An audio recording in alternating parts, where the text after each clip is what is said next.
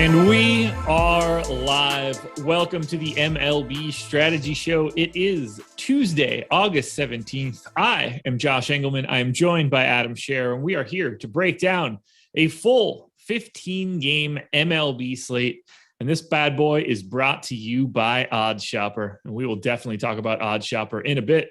But before we do anything, you know the drill, guys. Hit that like button, subscribe to the channel, hit the notification bell so you know when everything goes live. Adam, how is it going on this lovely Tuesday morning? It's great, man. I've never been better. It sounds like that's a very true statement. I'm going to take your mic sounds like shit. Word. Well, Jordan was right. Yeah. Should have dealt with this. I should be good now, right? Yep. Yeah, definitely should have went ahead and rebooted the old computer. So make sure you're letting me know for the other 10 times this happens over the next hour and change. At some point in time, I will let you start talking and I will unplug it and hope that it comes back. That one won't go all that well, but we'll figure it out. John, what are you doing right now? It's like 8 o'clock your time. I can't even imagine what's happening. Anyway, we have a ton to talk about. Jordan, you didn't see him right now? No, it's not important. He's not drinking stale lattes like you are, so I guess it's not as bad. Is he chugging whiskey again? No, thank God. Anyway, we need to just dive into this bad boy. We have so many games to talk about. It's a big time slate. We have almost 15 games. We got the doubleheader for Red Sox and Yankees today. So they're only going 7 in this opener. We will have very little. I can't imagine we're going to be spending too much time talking about that game, but I'll at least start with it. That is the first game on the docket, Yankees and Red Sox. It's a coin flip, 7-run total. If we're looking at the Yankees side of this bad boy, Luis Gil is going for the Yankees. Eovaldi. No, not Gil. Hill. It's an H, not a G. I mean, it's a G on my screen. Yeah, it's okay. Go ahead. Luis Gil, because that's not an H to me. And Nathan Eovaldi, next you're going to tell me that one of those letters aren't real either. Neither one of these guys really pulling any ownership, and I don't think it matters. Now Cantor's telling me it's heel. We've got 2 Cantors in this chat. I told you it was heel. Yeah, but more people are telling me that now, so I kind of have to listen to it. Anthony Marcus says it's definitely a G. I agree. Are we rostering either pitcher today? Probably not. I mean, Heel does have really good strikeout stuff, but really tough matchup against the Red Sox. And on a 15-game slate, I don't really think I need to get there, especially because we do have some other guys in that price range that are going to look good as well. So it's the kind of guy where, like in tournaments, if you want to roll the dice, I think that's fine because, again, he's a good pitching prospect. He does have really, really good stuff. And through his first 2 starts in the majors, it's played up. He struck out 32% of hitters, but with there being a 15-game slate and a tough matchup against the Red Sox, I don't really think we need to get there. And then with Eovaldi, it's just a really, really expensive price tag on him. Well, I'm going to go ahead and skip out on Gil today. Maybe Heel can end up in a lineup or 2. Showed up in 4% of my sims. Eovaldi showed up in 7. $9,700 price tag is pretty healthy. This is a tough matchup. And I can only imagine we are not rostering bats. Yeah, I mean, kind of the same thing we always talk about with the double headers. Like there's 28 other teams that are going to get 2 more at bats. So it's pretty tough for them to get there. One thing I guess to mention with Eovaldi is he does typically go deep in the games. And with this only being a 7-inning game, there's a reasonably good chance that he just throws 7 innings, which is valuable. But again, with him priced up, I think that kind of is baked in. Memphis Grizzlies trading Patrick Beverly to the Minnesota Timberwolves for Jarrett Culver and Juancho Hernan-Gomez. Sure. That seems good because they're not Pat Beverly. I don't know what the Grizzlies are doing right now. I feel like they have 27 guys under contract. The whole team's like a bunch of 9th men. I feel like they should stop getting guys that they're going to want to play ahead of the Anthony Melton. Agreed. Now let's move to games that we could actually talk about. First one up, Nats and Blue Jays. 4-run implied total for the Nats, 5.4 for the Jays. Eric Fede, Alek Manoah, who I believe we talked very swimmingly about last week. He's pulling 27% ownership today at 8,600, only 5% at a crisp 9,900 on FanDuel. How do we manage Manoah here in a nice matchup against the Nats? But that's a lot of ownership. Yeah, I mean, I think he deserves it, though. Like, he's got some filthy stuff. His last start was actually, I think, the first time I'd actually watched one of his starts, like start to finish, basically. And like I obviously knew he was good. I knew he was, a highly rated prospect, and his numbers have been good, but he is filthy. Like his delivery is deceptive. He throws hard. He has nasty stuff.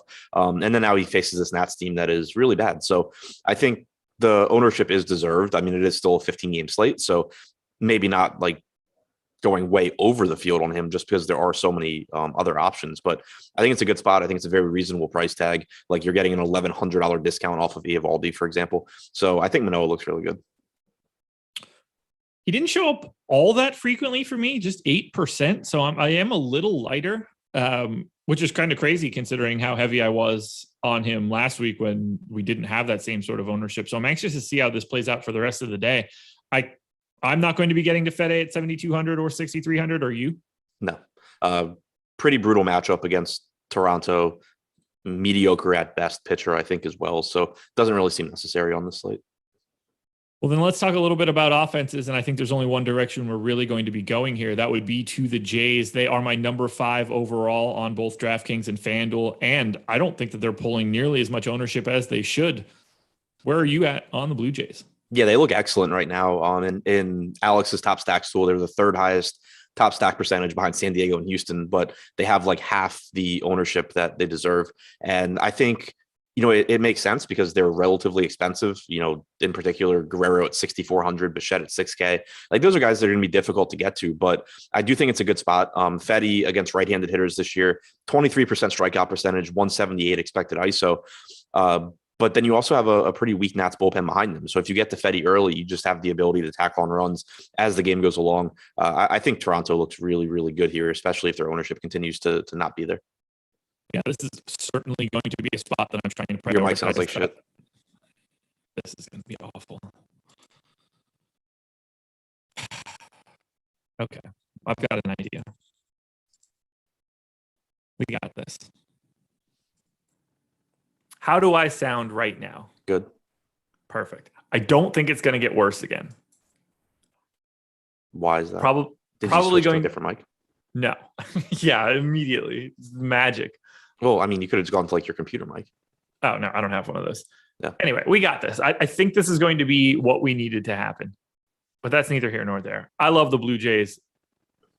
Probably going to love them one way or the other. I can't imagine. Worst case scenario, their ownership catches up to where I have them, and they're still just a top team to roster because there's a ton of power here. Can you get to Nats if Manoah really is 27% owned? I don't really think so because I don't think he's really over-owned at 27%. And I think it was you and I the other day that were talking about it. But like that's really what I factor in. I don't care so much about raw ownership as I do. Is he getting, more ownership than he deserves? And I think he deserves the ownership he's getting. And then also with it being a 15-game slate, it's just not going to be quite as important because, they can ruin Manoah's start from a fantasy standpoint, score 4 or 5 runs and still not be remotely close to a tournament winning team. So, if this is like a 4-game slate or something, then it becomes really important. But on a full 15 gamer, I don't really see getting there.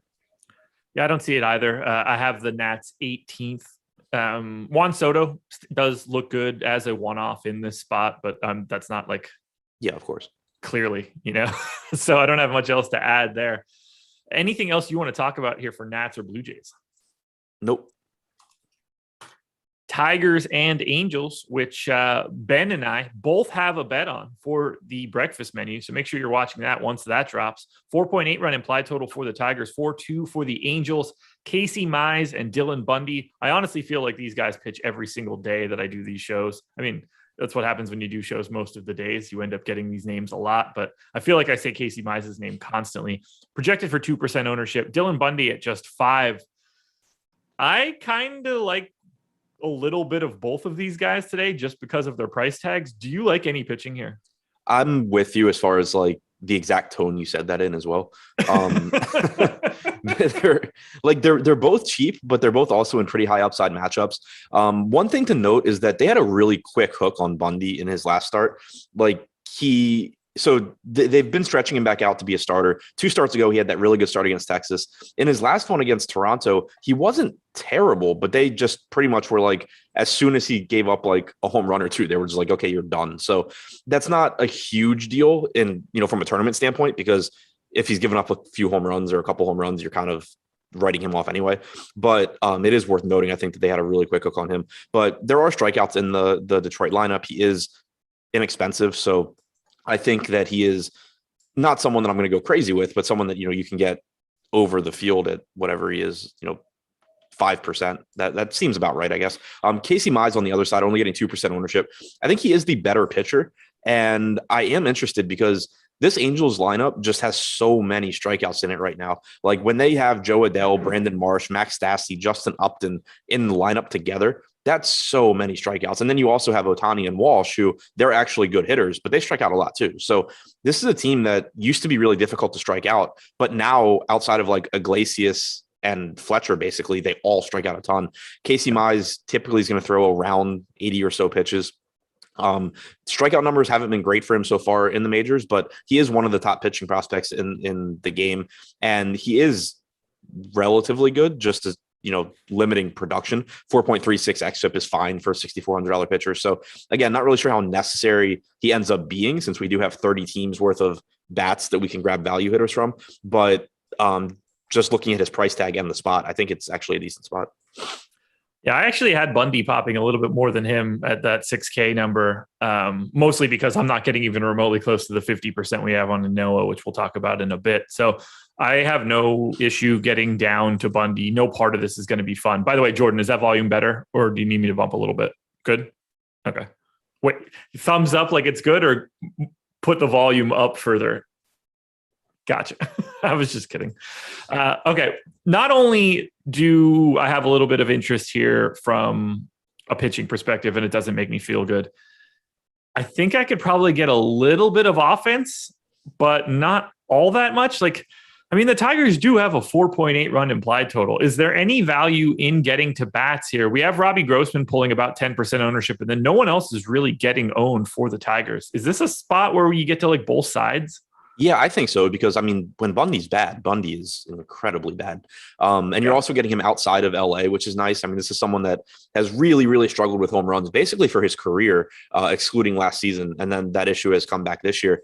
Detroit is low key actually a pretty decent place to hit. It gets a rep as a pitcher's park because the walls are so far, but it's got one of the better batter's eyes in baseball. And if you look at hard hit data in this park, it's pretty crazy how hard balls get hit compared to average. So I do think it's actually a pretty good spot for the Tigers. Robbie Grossman at 3,300, that's someone that we've talked about recently where he's a completely different player now than he used to be. He was kind of just a league average hitter that did a lot of things relatively well and wasn't really good at anything. Now he steals bases. He hits for power. He's got a ISO north of 200 since the start of last season.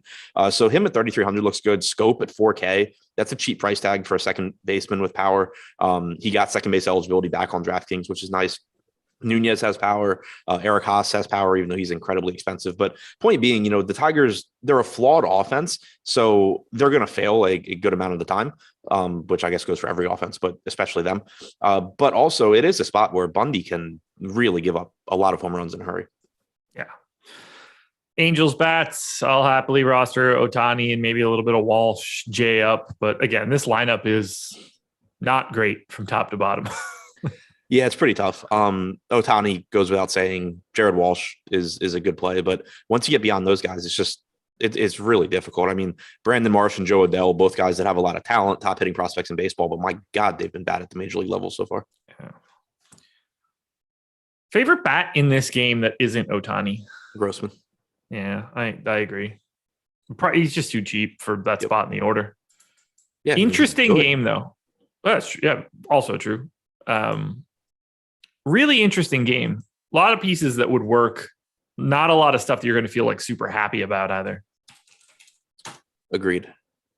Now we get to the big one. Marlins 3.6 run implied total. Braves 3.9. It's your boy Sandy Alcantara and Huascar Ynoa. I don't know if that's how you actually say it, but we're pronouncing G's as H's. Definitely better than before. Well, to be fair, it is Gil on the screen. It just is. There's no way around that. Either way, 13% ownership going to your boy Sandy. 17 on FanDuel as well at 8,600. But the big one is, at 51% on DraftKings, 28 on FanDuel. I could feel pretty comfortable saying 51% is not going to exist as we get closer to lock. But we're talking about one of the chalkier pitchers for today. I think he should be. He's only 7,300 on DraftKings. When you look at the other pitchers in that price range, it's pretty ugly. I mean, you have, Marquez, but in Colorado against San Diego. You have Fetty, you have Price, Tyler Anderson, Vladimir Gutierrez. Like it's pretty ugly around him. He threw 83 pitches in his last rehab start, so I'm assuming you get something like 90 out of him today. He hasn't pitched in the majors since May, but he was off to a really good start this season, striking out 28.6% of hitters, only a 6% walk rate, 3.14 xFIP. Everything looks really, really good for Ynoa. And then he's going into Miami, which is a favorable pitcher's park. He's facing a Miami offense that isn't very good. I think the ownership, like you said, I think it comes down. Right now we have him at 51%. I expect it to settle in around like 35-ish. But still, I think that's deserved. Like he's just so cheap for the upside he brings and the matchup. Well, serious question. Would you rather have him or David Price? Price at no ownership whatsoever. So it's a literal 1% right now. Yeah, but like Price just is going 4 innings every start. If you go Price over Ynoa, you're hoping that like you need Ynoa to get blown up basically because Price in a good start is going to get like 15 points. Sure. That's fair. What about your boy Sandy? 13% owned, 9,800 today. That is a hell of a price tag. It is. I think he's a good pitcher. I don't think he's a $9,800 pitcher, especially when you have Corbin Burns on the slate for $400 more. You have, Manoah for less. Logan Webb is less. Bassett is less. I'm kind of surprised that we have 13% ownership going to Alcantara right now because that's another one where I think that probably comes down. I just think he's really expensive. I mean, he's a good pitcher, 3.88 xFIP this year, but he only has a 21.5% strikeout percentage. And the matchup against the Braves isn't exactly ideal either. Granted, for a right-handed pitcher, it's better because, you do have the platoon advantage against most of this lineup. And there are strikeouts here with Soler, Riley, Duvall, all in the lineup. But that's a really expensive price tag, and I don't really want to pay it if other people are paying it. It would be different if you were getting like 2-3% ownership, and you could say, okay, well, I'll take my chances on Alcantara. He's a good pitcher in a good park. But if everyone's already there, then I don't really see the reason.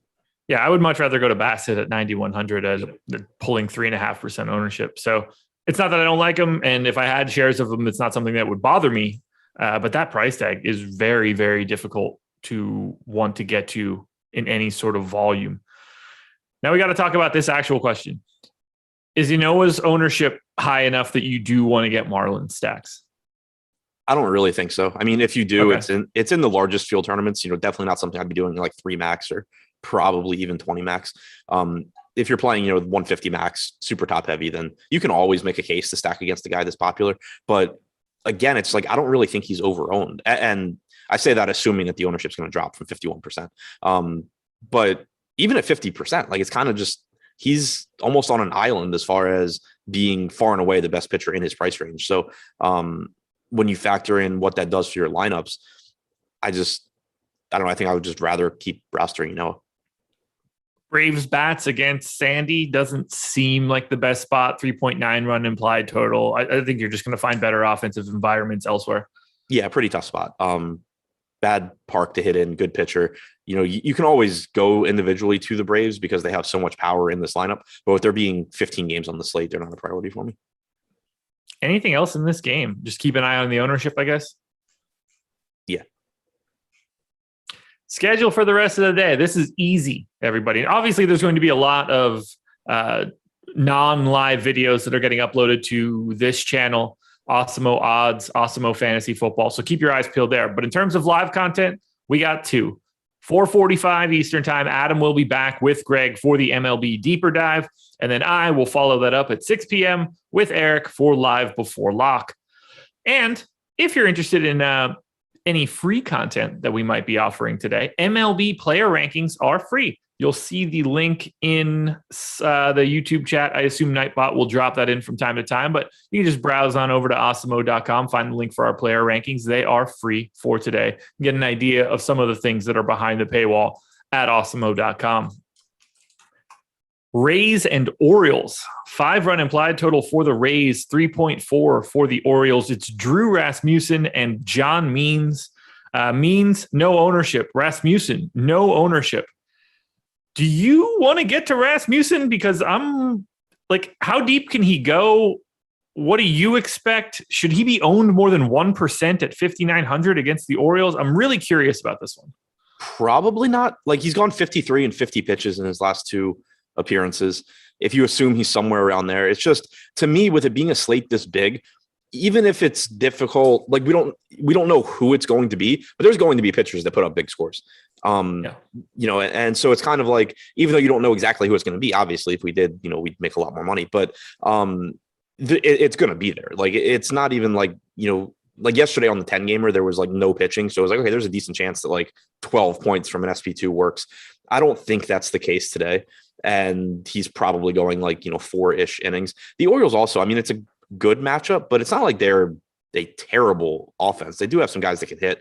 If Mancini's not in the lineup, then it becomes a bit weaker. But if Rasmussen were like 4K or maybe even 5K, I'd consider it. But I think that 6K price tag is enough where there's not a whole lot of meat left on the bone as far as upside goes. Okay. Anything for your boy Means at 9,300 in this spot?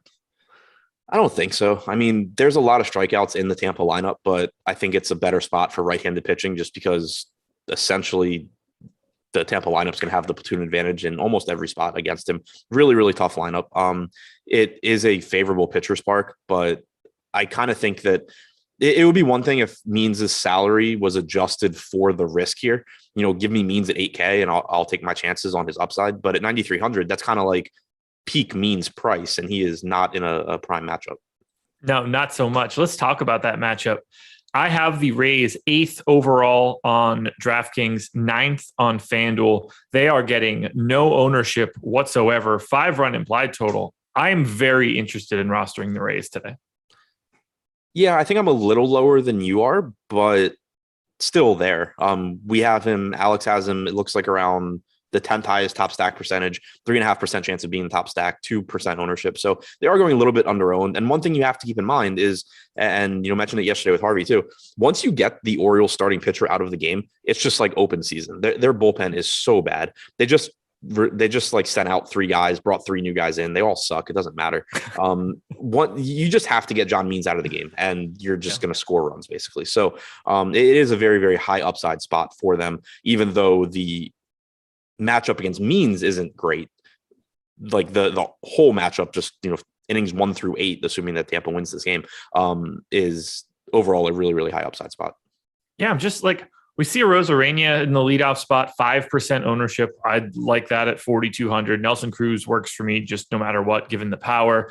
And then you get Franco and Diaz and Meadows and Margot, all unowned, 1%ers. I think that should just be a little bit higher. This seems like a good spot. I wish Means was pulling a little bit of ownership. That $9,300 price tag is stopping it, but I like the Rays in terms of getting a little bit of leverage. I'm anxious to see where that top stack percentage goes throughout the day.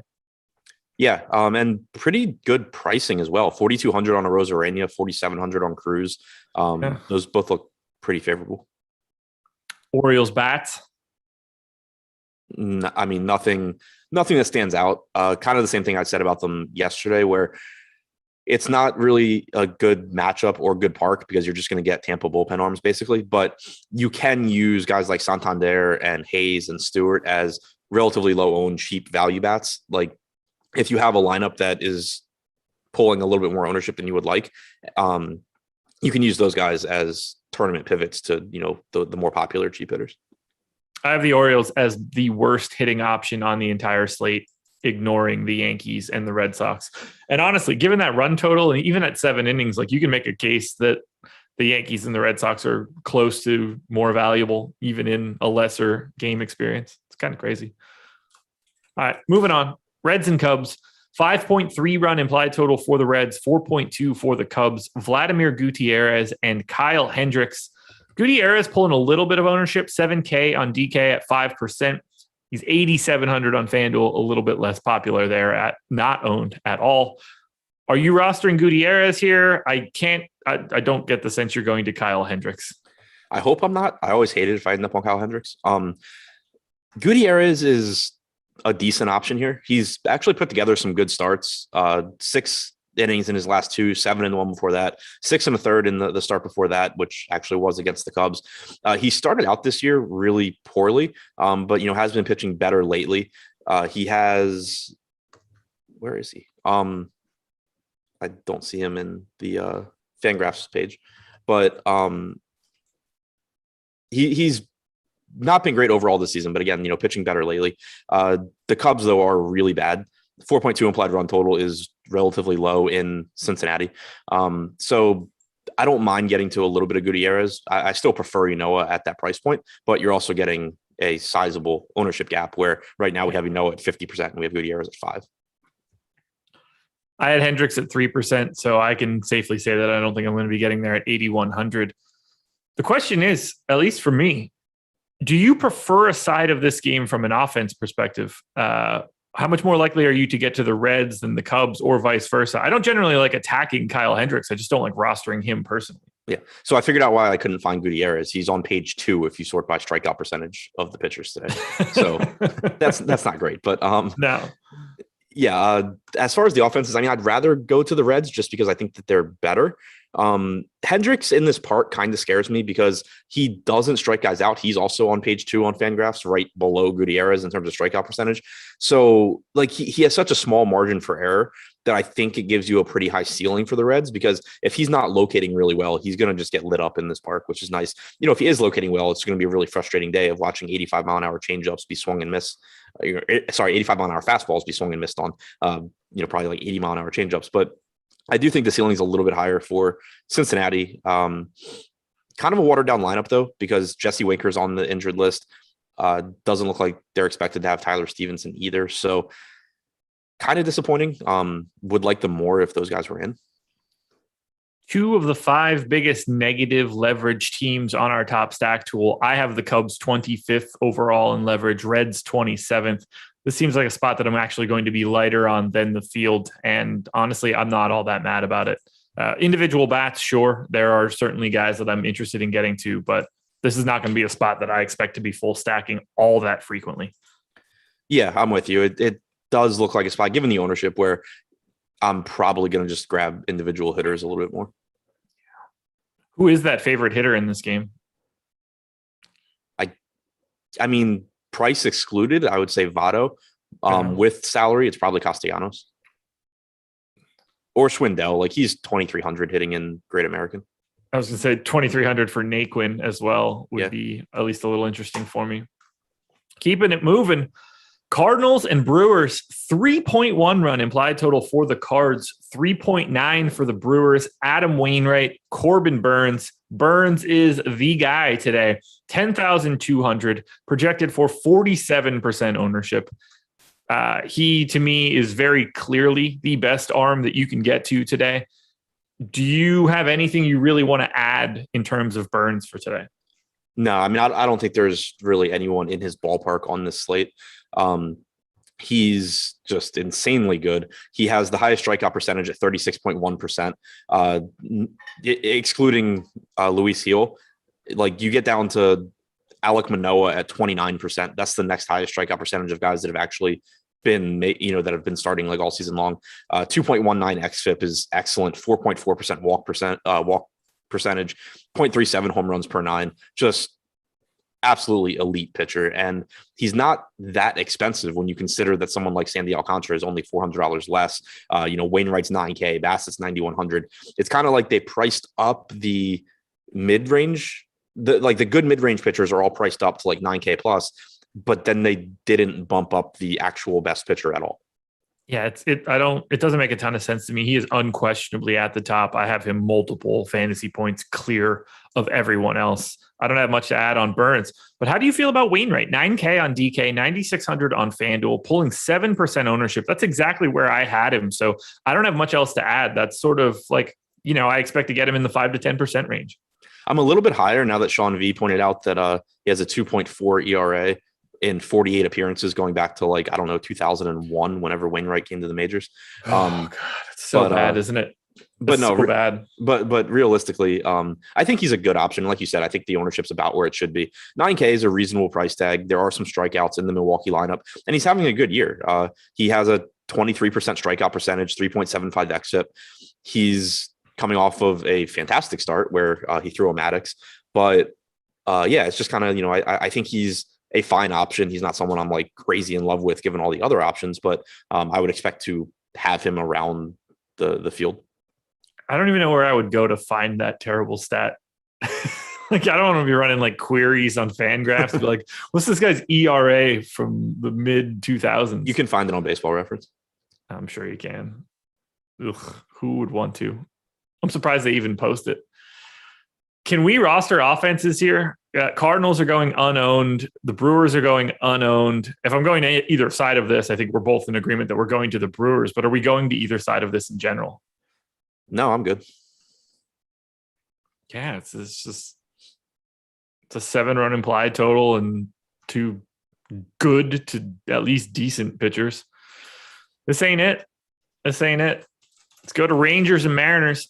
3.9 run implied total for the Rangers, 4.6 for the Mariners. Spencer Howard going for Texas. Tyler Anderson going for Seattle.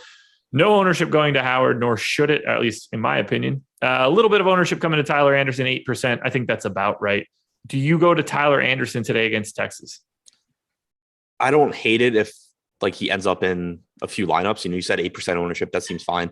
Pretty much anyone can go and pile up strikeouts against the Rangers with the exception of Sean Manaea. That apparently he can't. But it's just, I think the price tag is factoring that in. Like Tyler Anderson is, I think, an okay pitcher, but he's not a $7,900 pitcher just based on talent. So I think that the salary is factoring in that he has this good matchup against Texas. It's just kind of a spot where if he makes his way into some lineups, that's fine. But he's not a guy that I'm like actively targeting or expecting to get tons of. Unrelated to this baseball slate, but are you trying to get gummy bears at noon? I would love gummy bears, but I don't know what you're talking about. Okay. I'll send you the link. They're free, actually, just gas. I think they're going to be pretty popular. Sorry, this is turning into the NFT strategy show, but just in case. I don't know what Laffy's talking about in there now either. Anyway, let's talk a little bit more about the bats here. I have the Mariners 14th. I have the Rangers 17th, but I do think the Mariners are going at least a little bit underrepresented. This is one of my more positive leverage teams. I actually have them 4th. Let's see where Seattle ranks here. Nice. Very, very high in the leverage metric on the top stack tool. You going to Seattle? Yeah, I think they look pretty good right now. Spencer Howard typically not going deep in the games. You could, let me see. I think there's a good chance you get Taylor Hearn behind Howard. Oh, wait. Hearn is scheduled to start according to the DraftKings blurb. Yeah, I mean, so Seattle's not getting a whole lot of ownership. My concern is that this turns into like a game where you're getting like 3 innings of Hearn and 3 innings of someone else. And like, it's just kind of a difficult offensive spot, even though the Rangers pitching as a whole isn't very good. But with only about 1% ownership going to Seattle, I am still interested. Like Haniger looks good. Ty France looks good. Seager looks good. So I think they're under-owned. I'm kind of unsure how much I really like them. And it also depends on, who is starting, but even if it's Spencer Howard, like you're going to get 3 innings of Howard and then probably 3 innings of Hearn behind him. So it's kind of a mediocre spot, I think. Okay. Yeah. We've got Haniger at 3.5% ownership, Cal Raleigh at 3.5% ownership, no one else getting any ownership. So there's a little there at no ownership, not a team you got to go crazy for. Like I have them 14th overall. You can only move them up so much just because of that leverage. Any Texas on the opposite side against Anderson? No, I mean, if you want to use a cheap Yanni Hernandez or Adolis Garcia, I think that's fine. But I have a hard time getting to much, 5-man Texas stacks. Fair enough. Anything else for this game? Nope. 2 promo codes going on right now. We'll talk about the better one. That would be Free Soccer, FREESOCCER. The Premier League is back. We've got soccer projections, and you can try them out for your first week for free using that promo code. I highly recommend you do it. It went very well for Liverpool this past Saturday, and it went very poorly for Man City on Sunday. Both things were great for this guy right here. Adam, though, didn't play any of it, even though the contest on DraftKings was really nice for that opening weekend. Blitz. Pretended it didn't exist. Should have played it. It was actually really good. Blitz, on the other hand, is the big time promo code for this NFL season. 25% off an Awesemo Plus annual package. We do not do a lot of discounts on our annual packages. So when we've got this out there, rest assured it's going to be a good one for you. That's going to be player projections, ownership, top stacks, premium slack, and a lot more. We have so much fantasy football content behind the paywall right now. You definitely want to get in and check it out. And to be able to save 25% on one of our annual packages, that's a big deal. You're going to put a lot of money back in your pocket by using that promo code. Again, the promo code is Blitz. It's for an Awesemo Plus annual package. You will save 25% by using that promo code. It's on the screen right now. Thanks to Jordan Klein, producer behind the virtual glass. We move on now. Royals and Astros, 4 run implied total for the Royals, 5.5 for the Stros. Daniel Lynch, Framber Valdez. No ownership really coming in here. Lynch at nothing, Valdez, nothing. Can you go to Valdez at 10K? I always hate paying up for him because he's a very, very good pitcher, but he's not a great DFS pitcher because of the lack of strikeouts. If the ownership's low, though, I mean, right now we have him at like 1%. I think that's okay. But it kind of goes back to what we talk about, where just because one spot ownership wise is like a viable pivot doesn't mean you have to take it, because you can get other spots that are probably better. Corbin Burns is getting 48% ownership. We'll call Valdez's ownership 1%. I don't think just between those two that Burns beats him that often, even though Burns is better. But I also think that in the context of an entire lineup, I'm going to just roster a bunch of Burns and then, look for spots on hitters that are underowned, as opposed to just saying like, oh, I'm going to play Framber Valdez and hope he beats Burns. So it's kind of a weird spot where, like, I think if you have a popular lineup, that is a spot where you could just play Valdez instead of Burns, for example, but that's not really one of the spots that I'm looking to target on this slate. Yeah, he only showed up for me in 5% of lineups. I have him like 5.5 points behind Burns. It's just really hard to close that gap. Spot's good, Park's good, run total looks good, but he's just not close enough. There's not really a lot of strikeouts in this Royals lineup. It is a very difficult K matchup, at least from what I'm seeing right now. Bats, on the other hand, this is a place that's pulling some ownership. Astros getting quite a bit of it. In fact, they are second in overall ownership, basically tied for second with 3 other teams. They are second in our top stack tool, but they are showing up as over-owned. How are you managing the Astros, given their ownership, given their top stack odds against Daniel Lynch? Yeah, I mean, it's just a team that is still really inexpensive. Diaz, 3,300, probably batting 5th on a team with a 5.5 implied run total. Michael Brantley, yeah, it's lefty, but he's just a good overall hitter at 3,600. Correa's 4,400. So still just an underpriced team, and that's going to drive their ownership up. I think it's an okay spot against Lynch. He has been better since coming back from the minors. He was absolutely terrible to start the season. Then went to the minors, apparently fixed some stuff, came back. He's one of the top pitching prospects. So I don't think it's like a gas can. I don't think it's a great matchup, at least in terms of like talent. He's a talented guy, but he's not an established major league pitcher yet. So it's still a good matchup. But the thing that really stands out is just that they're so cheap, and that's what's going to drive their ownership. So if I have an already contrarian lineup and I need a value bat, and Correa fits or Brantley fits or Diaz fits, that's fine. But fully expect to be below the field in terms of Houston stacks. Yeah, I have them 29th in leverage. It's just going to be pretty difficult to get there. And the value is really the thing that's driving in here. So it makes it pretty tough. I don't have anything really to add for the Royals. I just simply don't want to roster them. Same. Valdez just does such an insanely good job of limiting damage. He has like a 70% ground ball percentage, which is absurd. There's not much here. No, not at all. We move on. White Sox and A's, 4.4 run implied total for the White Sox, 4.5 for the A's. Ronaldo Lopez, Chris Bassett. Lopez not pulling any ownership, and I don't really care too much about that. Bassett not really pulling any ownership, and that is very interesting to me. I think Chris Bassett is pretty aggressively underowned today. Yeah, I think this is a really interesting spot for Bassett, because we've had a lot of slates recently where he gets a lot of ownership, and it's like, oh, well, I like Bassett, but the ownership's there. That's not really the case here. 9,100, I think, is a reasonable price tag. compared to other guys around them. I don't really know why, for example, he's getting less ownership than Alcantara. I wouldn't be surprised if that kind of flips by lock. But the matchup against the White Sox is a dangerous one, but there are still strikeouts in this lineup. We talked yesterday, Sebi Zavala basically is a pitcher spot. He has struck out like 48% of the time since he's come to the majors. Goodwin strikes out. And then like a lot of these guys, they're not really high strikeout rates, but they're still 22, 23%. So, someone as good as Bassett can still pick up strikeouts here. Overall this season, he has a 25% strikeout percentage, 3.84 xFIP. He's just a good pitcher that isn't getting ownership. So that is pretty appealing to me. Yeah, I'm very interested. I think I can make a case that he's like my second favorite pitcher today behind Burns. Just the fact that he's, at least right now, projected at 3.5% ownership. I have him with the second highest fantasy point projection for today. I really like it. I think it's a decent strikeout matchup. Not the best park in the world, but the run total looks pretty good. If he's 4% owned, I really like him in tournaments today. I think the upside is there. Agreed.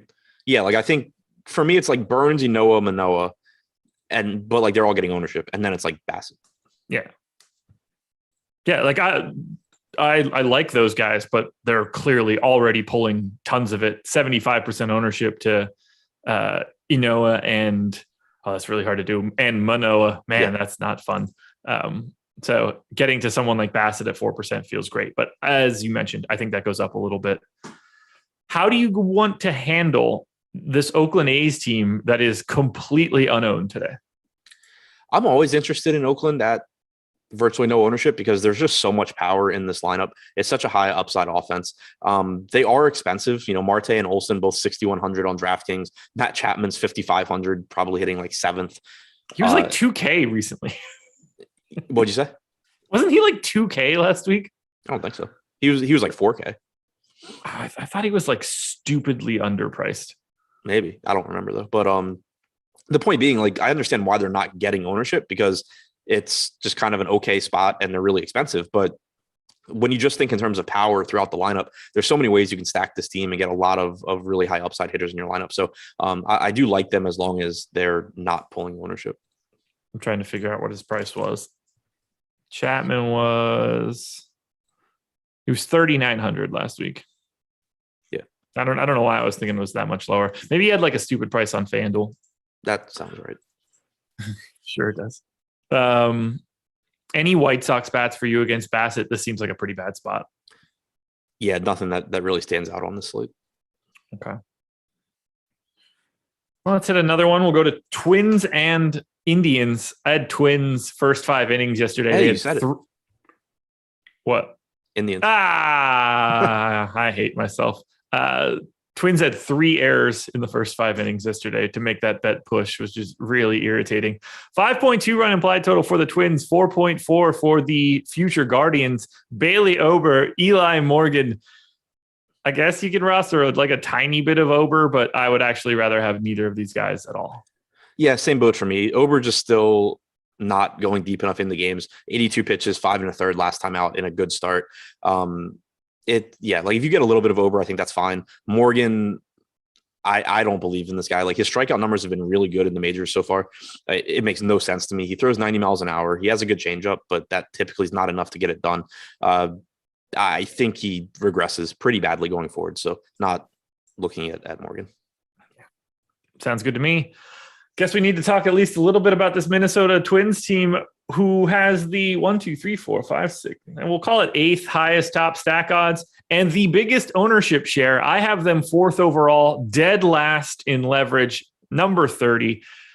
I don't want to roster the Twins all that frequently in 5-man stacks because way too many people are already doing that because they're free. They're fully free today. Yeah, exactly. It's a good spot. Like, again, I don't think Eli Morgan is good. I think he's going to have some very rough starts coming up, but everybody's already there because they are just so cheap, just completely mispriced Minnesota team. For the season, Morgan's allowed a 210 expected ISO to righties, 259 to lefties.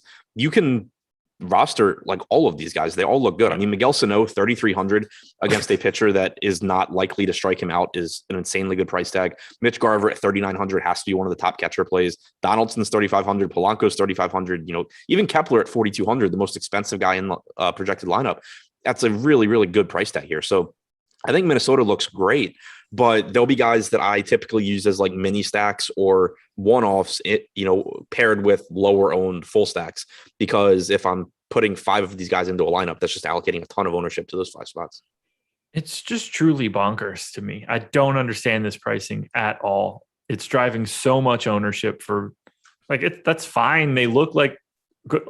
I still only have them 4th. This is just a bad spot for me. I'll only have individual bats. This is not a spot that I want to have any sort of 5-mans. Do you have any interest in going to Cleveland bats here against Ober? Not really.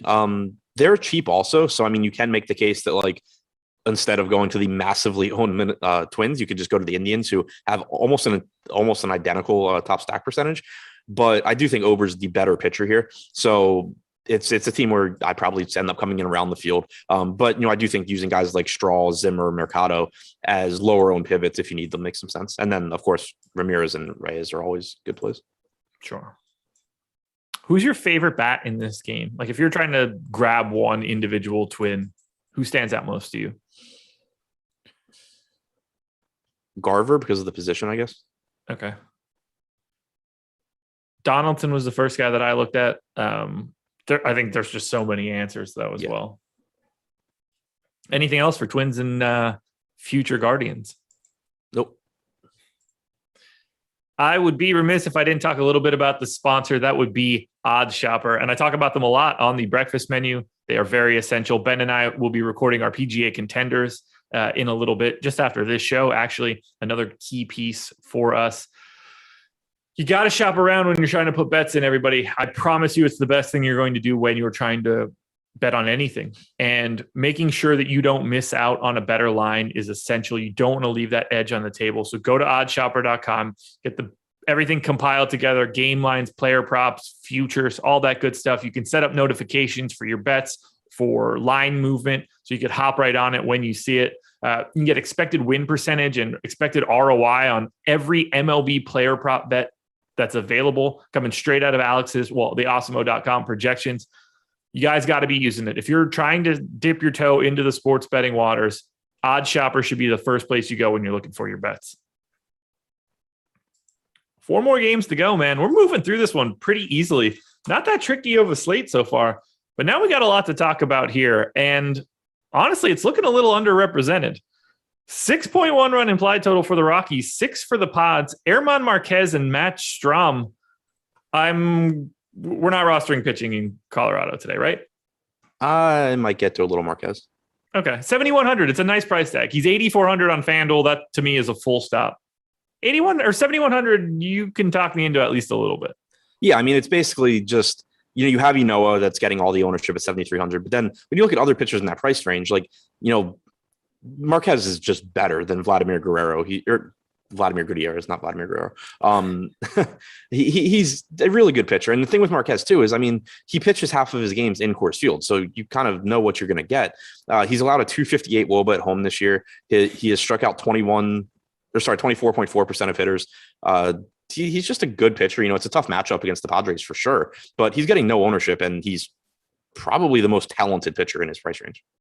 Yeah, it's a spot. Like, he's good.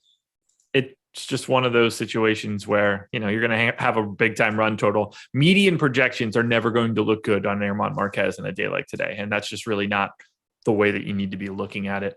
Offense, on the other hand, I've got Rockies and Pods at number 1 and number 2. We've got the Padres number 1. We've got Colorado 5th, actually showing up over-owned. San Diego just slightly over-owned. But to me, this is the spot that I want to be. Even though this Rockies offense is terrible on paper, I still like that run total. Yeah. Projected to be pretty over-owned here, though, and just a really bad offense. I don't even really like the spot because, like, Matt Strom's going to go, a couple innings or whatever, and you're just going to get a Padres bullpen game. Connor Joe's probably going to pick up a ton of ownership again. That's a spot where I won't be. Yeah. If you want to go to, Story, Blackman, Crone, those guys are all fine, I think. Blackman's at 4.5% ownership right now. Brandon Rogers is at 8%. Like, Connor Joe's pulling 20%. Story is at 13%. Nobody else is in double digits. I think that the over-ownedness of the Rockies is being a little overrepresented just because of Connor Joe. Yeah, stack the Rockies, don't play Connor Joe, and you have a relatively low-owned team. Yeah. Same sort of scenario for the Padres. We've got them showing up as slightly overowned, but 29% of that ownership is going to Tatis. Now, he actually deserves it, unlike other hitters that are pulling that sort of ownership. But even still, 30% on a day like today is still pretty massive. But then you get Machado at 11 and everybody else is in single digits. I think the 5-man stacks work here on both sides of this game, and it's not as owned as it seems on the surface. Yeah, and kind of the same thing that we talked about yesterday with San Diego. If you have, low-owned pitchers or low-owned secondary stacks or whatever, by all means, play Tatis because he does deserve that ownership. But if you need to save some ownership in a Padres stack, you can just go to Jake Cronenworth, who's $2,000 less, still very good, not Tatis level good, but very good. And because DraftKings still hasn't given Tatis outfield eligibility, you can only roster one. So you automatically have a contrarian Padres stack if you play Cronenworth instead of Tatis. Whether you're going to Rockies or Padres, I think this is a really nice spot to pair with Chris Bassett. Yeah, agreed. Helps to offset. And again, I think Bassett is going a bit under-owned. Favorite bat in this game? Is it Tatis? Yeah, and I mean in cash also Connor Joe. But I don't think I'll be anywhere near the field in tournaments. Really curious to see where these top stack odds end up as we go forward in the day, to see the relationship between the San Diego ownership and the Colorado ownership. A lot of wiggle room here. I could see this changing pretty dramatically up or down. Agreed. Diamondbacks and Phillies, 3 games to go. 4.4 run implied total for the D-backs, 4.6 for the Phillies. I've seen Caleb Smith for the Diamondbacks. I don't know if that's been announced yet. I've got Kyle Gibson in for the Phils. No ownership to speak of here. If it is Caleb Smith, can you go there at 6,600? If you're playing 150 lineups, I think it's okay. It's kind of like Casey Mize, where I don't think I'm getting tons of him, but I'd get more than 0 most likely, just because when he's good, he picks up strikeouts. The problem is he's not good very often. He gives up a lot of power and he walks an insane amount of people. But yeah, I mean, 6,600 for the strikeouts is reasonable. Any Gibson against the D-backs? This Diamondbacks team isn't great. They're so bad. The thing that makes it difficult to get to Gibson, though, I think, is that it's another example where like he is priced. I'm not going to say to his ceiling, but like we've seen with a lot of these, good but not great pitchers on the slate, he's priced pretty aggressively. So you get him very close to someone like Bassett that has just better strikeout stuff, close to someone like Wainwright, who is just better, close, basically the same price as Manoah, who is far and away, I think, better, at least from a DFS standpoint. So the matchup's really good. He's getting 1% ownership. I don't mind using him if you happen to have a lineup that's a little bit chalky when it comes to hitters. You can use Gibson to balance that out. There's a pretty good chance he has a good start here against Arizona. But when you just, compare him to other pitchers on the slate, there's a lot of guys that I like more. Phillies bats are my number 6 overall. You can make a case that they're actually a little underowned for me. We have Philly 2, 4, 6, 7th overall, basically neutral. Do you like the Phillies against Caleb Smith, or insert whoever ends up being the Diamondbacks pitcher here?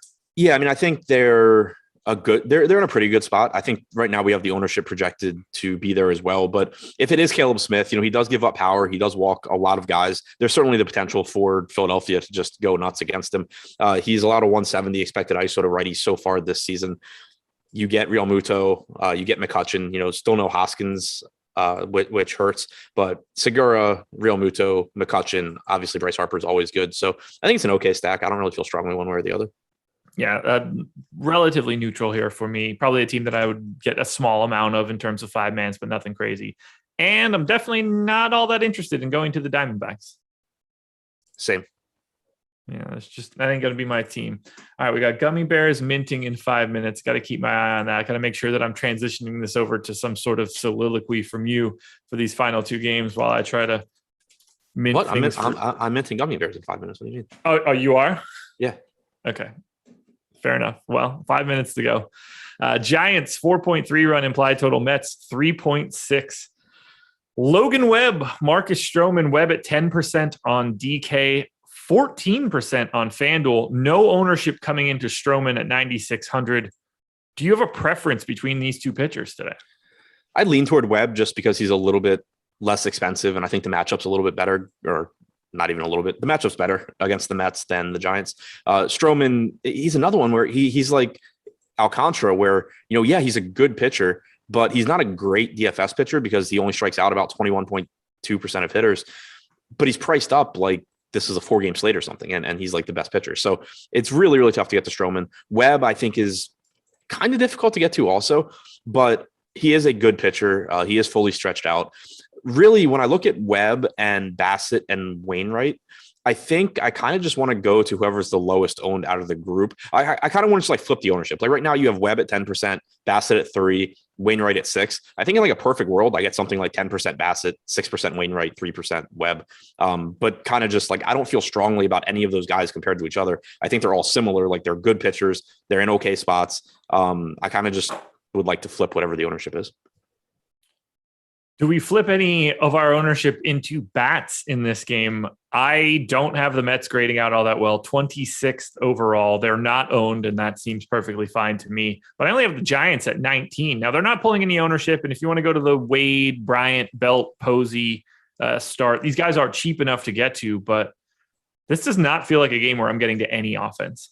Yeah, me neither. Ton of respect for both pitchers. Ballpark's good for pitching. You can always make a case for the Giants because they're just so good at hitting, but nothing I'm prioritizing. Before we finish this out with Dodgers and Pirates, 320 concurrent viewers, only 60 likes. I have not been doing my job here. You guys got to hit that thumbs up. It helps us out a ton, pushes our content bigger. The more likes we can get on these videos, the more content we can provide to you guys moving forward. So if we can run that number north of 100, that would be great. Now we close it out. Dodgers and Pirates, 5.7 run implied total for the Dodgers, 3.3 for the Pirates. David Price, Will Crow. You gave me your thoughts a little bit earlier on David Price, 7,700 on DraftKings, 7,200 on FanDuel, unowned. Are we ever going to see him bump up that innings limit? Is he going to be viable here against the Pirates team that isn't very good? It's a tough spot because like if for whatever reason David Price were to just go out there and throw 6 innings today, like he'd be one of the best pitching options at 7,700 in this matchup, but we just haven't seen that. So I have a hard time. Like they had said a while ago that they were going to stretch Price out, but 42, 51, 66, 74, 68, 62, 51 pitches in his last starts. I just have a hard time believing this is the time where he goes and throws, 80 to 90 pitches. Yeah, I gave him 4 1/3. Showed up in about 10% of my lineups. I do think his right tail is a little bit different, kind of mutes him a bit. I'd be willing to take some chances just because that run total for the Pirates is really, really interesting. 3.3, ultra low, yep. Second lowest on the slate, actually lower than the Yankees and Red Sox. And those guys are only playing 7 innings today. So I think there's a little bit of value if he just happens to be ultra efficient. But again, I just don't know how deep he's going to go into this game. One other angle, if you wanted to try and make a case for maybe this is the time he goes 80 pitches, their bullpen right now is kind of overworked. Andre Jackson soaked up a bit yesterday through 71 pitches, but they have a bullpen game scheduled for tomorrow as well, I believe. They're just dealing with injuries in their rotation. So theoretically it would help them if Price can just go 6 innings. I guess you could talk yourself into that if you wanted some sort of narrative. Talk to me a little bit about these Dodgers bats. I have them 3rd overall, but pretty sizably over-owned. I have them 28th in my leverage metric. Do you want to go to the Dodgers?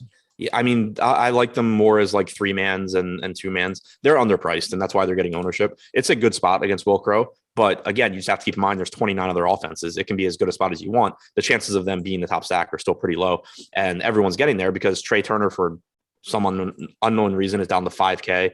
Muncy's at 5,400. Seager's only 4,600. They're just a pretty cheap team. So I like the Dodgers a lot, but in terms of full stacks, I assume I come in underweight to the field.